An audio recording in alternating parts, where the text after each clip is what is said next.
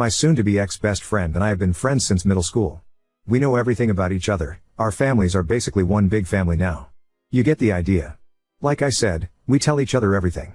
Recently, she came to me telling me she's been having an affair for about 4 months with her superior at her new job. She started about a year ago. She told me, not out of guilt, but to brag about the dream vacation she's going on with her AP, disguised as a work trip. She asked me to cover for her if her husband asks if we've been in contact, because she's planning on going black for that week so he would have no way of finding out. Side note, we've both known her husband since high school. They are high school lovers, so they've been together for almost 15 years. Her husband is one of the most honest, hard-working, genuine people I know. He of course took everything she's said about working late and the business trip at face value because he trusts her more than he trusts himself. I told her I would not be covering for her and to get out of my house, because I couldn't even look at her right now. Later, I told my husband everything that happened, and he was just as shocked and disgusted. Her husband is basically his best friend now, so he of course has a lot of loyalty to him as well. My husband pointed out something I didn't even think of. Our security camera.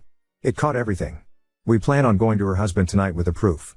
It will be up to him to do what he wishes with it. But he deserves to know. Secondly, we're taking this to her job. As far as I know, fraternization of any kind is prohibited at her workplace. She was also promoted once by this same supervisor, so this could be seen as favoritism. Our guess is that they will both be fired. Finally, I'm going to send a snippet of her admitting the affair to all of her family, including mine. As I said, our families are very intertwined, so I will easily be able to contact the majority of her family. I'm not going to give her a chance to spin this against me or her husband. Some may think this is harsh, but I wholeheartedly disagree with that she's doing. Update 1. What the heck is going on? I can't tell if she's having some sort of psychosis, or she's literally just so detached from her marriage, that she doesn't care what happens. Hubby and I still plan on going to Noah tonight, but I'm honestly intrigued to see that she says to him, if she says anything at all. Then it's his decision on how scorched earth he wants to go. What you do to her affects him. Get her fired? You risk that you'll have to pay spousal support to her. Tell the family? They are going to bombard him. What if he wants to play it cool while he gets his affairs in order? Do they have kids? Maybe he wants to control info gets filtered to them. And, as said above, you could potentially hurt him in the divorce should he choose to go that way. I can think of a bunch of other factors. Maybe he doesn't want his heart ripped out publicly? Maybe that'll just hurt him further? Leave that decision up to him. So I agree. Inform the husband and let him get his ducks in a row. She chose to cheat on her timeline, let him proceed with the divorce on his timeline. Also, while she goes away on that trip, that would be a good time for her husband to meet with lawyers. Update 2. People involved. Ex-bestie Alyssa, bestie's husband Noah. I took a lot of people's advice, and decided not to go nuclear. As many people said, at the end of the day, it's not my circus. The decision should be left up to the wrong party, and that is Noah. I also decided to reach out to Alyssa before telling Noah, and decided to give her a chance to confess to Noah herself. After I talked to her, I was legit thinking about reaching out to her parents about medical help, because she was so unbothered and so non-remorseful about the affair, that I thought she was having some sort of mental break or psychosis. Yeah, Alyssa's always been the kind to find loopholes or ways ahead, but cheating on your spouse of almost 2 decades for financial gain? It's not normal. If you didn't see my small update, the whole reason Alyssa started the affair was to get the promotion at work. It evolved into an emotional affair eventually though. She admitted that her new friends from some feminism forums and Facebook groups told her she wasn't as valuable if she was making significantly less than her spouse, something I learned she's been more insecure about than she's been telling people. They also told her that using a man isn't cheating as long as there's no emotional attachment, she's just being a girl boss. She admitted she couldn't separate her feelings from the intimate aspect, and started going on regular dates and vacations, and eventually they started calling each other boyfriend and girlfriend. The AP knows she's married, but was told they were on the verge of separation. My hubby and I arrived at Noah and Alyssa's with some booze and some dinner, and by the time we were there, Noah had already gone through a bottle of wine. Surprisingly, Alyssa did confess to Noah about the affair. He told us it was extremely non-apologetic, though.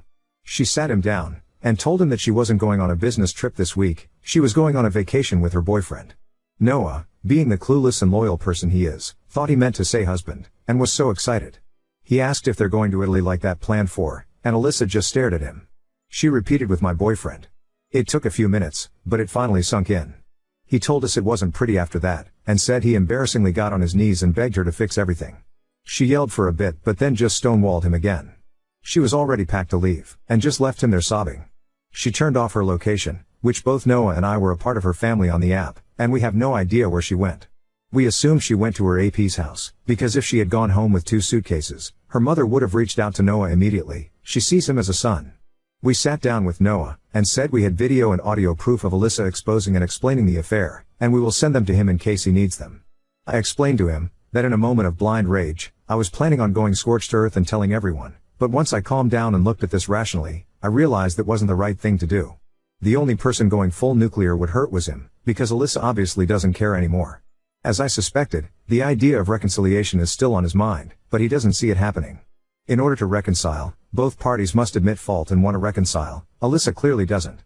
We've gotten him in contact with a friend of my hubby, who agrees to help him pro bono until the divorce shows results. I can tell he's still hesitant about going forward with divorce, but he knows he also can't force Alyssa to stay. As comments have suggested, this is where we bow out. We're obviously going to continue to support Noah, but it's not our situation to handle. It's his. If there's any future updates, I'll OFC ask Noah first, but you'll be the second to know. Thanks for being so supportive and helpful. It made me realize that how Noah handles his life and his marriage is his responsibility, not mine. ETA, wanted to clear up some questions from the last post that I didn't really answer in the update. What did Alyssa ever do to you that made you want to go so nuclear? Honestly, nothing in particular. Like I said, for the past few years our friendship has been for convenience at its best. We've basically been friends because we know each other so well, and we have at least one friend. Alyssa has always had qualities I don't agree with, but who doesn't? I think it was just the whole situation that made my blood boil, especially since Alyssa has always been disgusted by cheaters. She was the kind of person to cut dozens of people out of her life if it meant not supporting someone's infidelity. So for her to make a complete 180 and not even have guilt for it, it just grinds my gears. That's part of the reason I think she's having some sort of mental breakdown. Not only is it hypocritical, it's extremely out of character, even for her. Are you in love with Noah? Of course not. Singing someone's praises and trying to portray that they're a genuine and good person doesn't automatically mean you want to sleep with them. Our relationship has been nothing more than platonic for the entire time I've known him, because he loved Alyssa, and I love their happiness. I love my husband and literally only ever saw Noah like a brother. Logic, people. Oop, as much as I love the guy, he basically worships the ground Alyssa walks on. If she came through the door right now, and said sorry, even with no remorse behind it, I'm 99% sure he'd pretend like the last 4 months were a fever dream. Update 3. Well, I didn't expect to be back so soon, but the last week has been basically a speed run of terrible events. This will probably be my last update, so feel free to consider this the conclusion of the events. Everything bad that could have happened, happened. The past 2 days specifically have been absolutely horrible. Sorry if this is all over the place, I'm still all over the place. So, I'd give it was the day she left, or the day after, but Alyssa and AP went on their vacation. The only reason I know of because she posted pictures all over social media of her and AP, she had absolutely no shame. It was very clear that even if she wasn't divorced, this was her new boyfriend. Which of course notified her family of the issues. Noah's phone was blowing up with apologies, accusations, everything you could think of. Noah, being the people pleaser he is, decided to tell her family they were on a mutual break instead of telling everybody she cheated, and that was the AP. Alyssa's mom, fortunately, didn't believe him, and came to me. I didn't hold back. I told her that she's been cheating on Noah for months, and that she recently bragged to me about her sugar daddy AP, and that's the only reason she's come clean to Noah.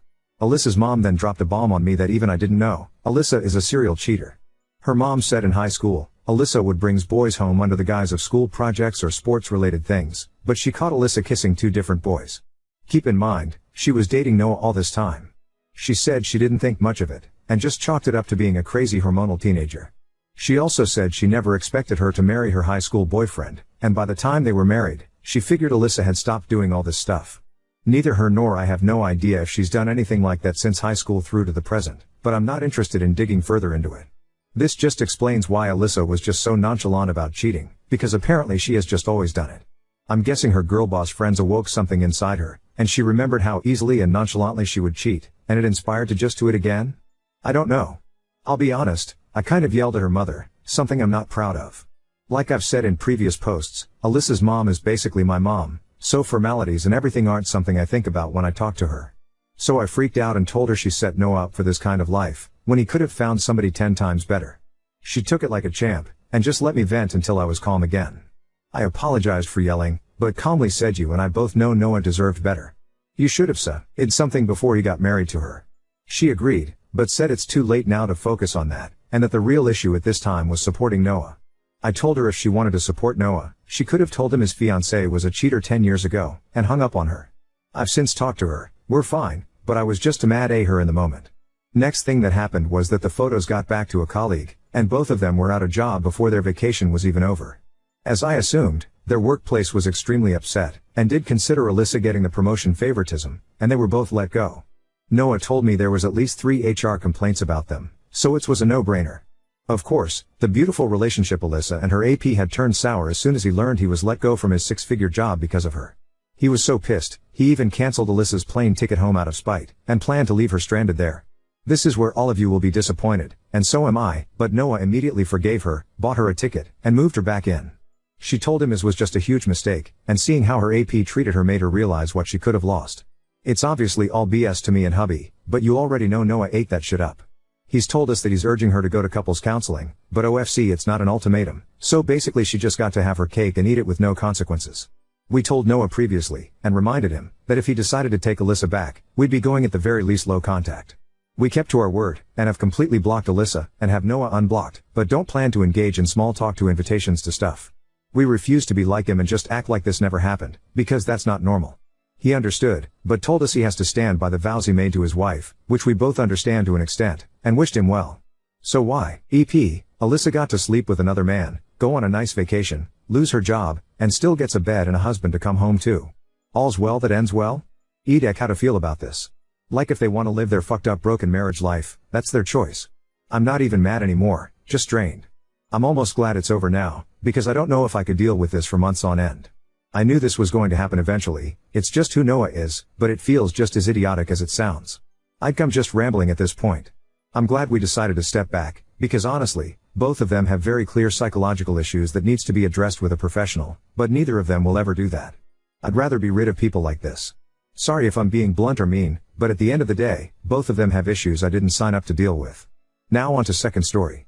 Boyfriend vanished at a music festival, ignored all calls, later claimed an injury, and then went radio silent at a hotel. My, 24F, boyfriend, 27 male, left for a festival around 12 o'clock on Friday. He told me he loved me and that he'd see me that night since he had to work on Saturday and then he'd go back to the festival on Sunday morning. I told him to have fun, be safe and that I'd see him that night. I went to work like normal and didn't hear anything from him all day, which didn't bother me since he's at a festival, probably had bad service and didn't want to spoil his fun by being on his phone. I got home after work around 0 o'clock and still hadn't heard anything. I was hungry and decided to have some food delivered, so I figured I'd call him and ask if he wanted something for when he got home. It went straight to voicemail twice. I decided to check his location to see if maybe he was still stuck in the parking lot and therefore would have horrible service as well, which was the case. Didn't think much more of it, ordered my food, ate, and went to bed. Decided to check his location once more and saw the bus was just pulling out of the parking area and on the road. When I woke up, he wasn't next to me. I immediately checked my phone but didn't have any missed messages or calls. This started to slightly worry me, so I looked at his location again and it showed him in a hotel somewhere. I figured he must have missed the last train home and that I'd see him soon. I went on about my day, deep cleaning the house, doing some laundry, etc., and didn't think about it anymore. Then around 1600 hours I received a call from his boss asking if I knew where he was since he didn't show up for his shift at 1500 hours and they couldn't reach him. I hadn't even noticed the time. I called, FaceTimed, texted and messaged him but got no response. Then around 1700 hours I got one lousy message that he had hurt his ankle and lost his wallet.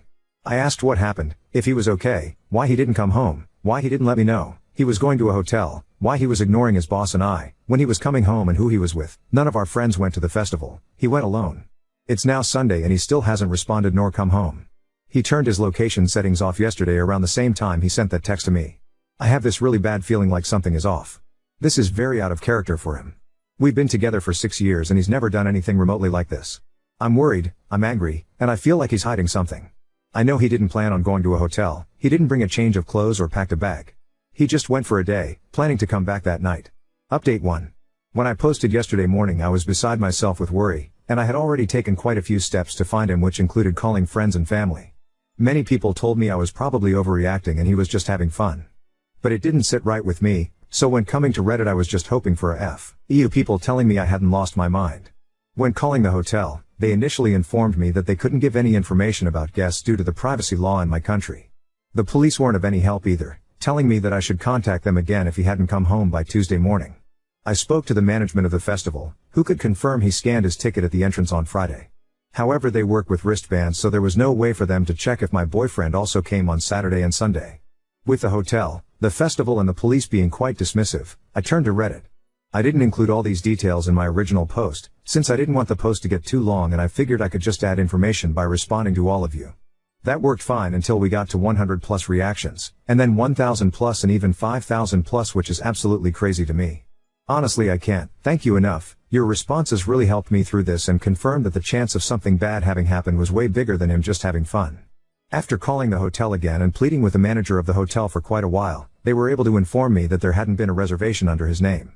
I sent his picture to the hotel and they looked at the security footage around the time his phone showed up there. Though they couldn't inform us of the results, they did promise to keep the footage on file in case the police would need it later on. I contacted the police again with this information, and while they were still hesitant to investigate further, they did give the hotel a call to request the footage of that Friday night. A little while later they called me back saying that my boyfriend hadn't been on any of the cameras all weekend, therefore they could rule out he had even been there at all. Because his phone clearly showed his location being there and I had screenshots to prove it, the police realized the something indeed wasn't right and promised me they'd look into it straight away. Me and one of our mutual friends decided to start driving towards the festival site, which was about a 4-hour drive. We knew we wouldn't be able to get in since we didn't have tickets, and even if we did there'd be no way to find him in a crowd of over 65. People, but at least we'd be close by if we received any news and we could ask around to see if anyone recognized his picture. Before we reached the site, I received another call from the police. My boyfriend had been in the hospital since Saturday morning. He had been found in the ditches of the parking lot of the festival around 3 a.m. together with a few other people who had also been to the festival. All of them severely beaten up and without any of their belongings. The hospital found traces of the same drug in each of their systems, which leads the police to suspect they have been preyed upon and drugged by groups of people searching for easy targets, people who were alone. Apparently it usually takes 1 to 2 days to identify an unconscious person without any form of ID on them, which is why I didn't hear anything earlier.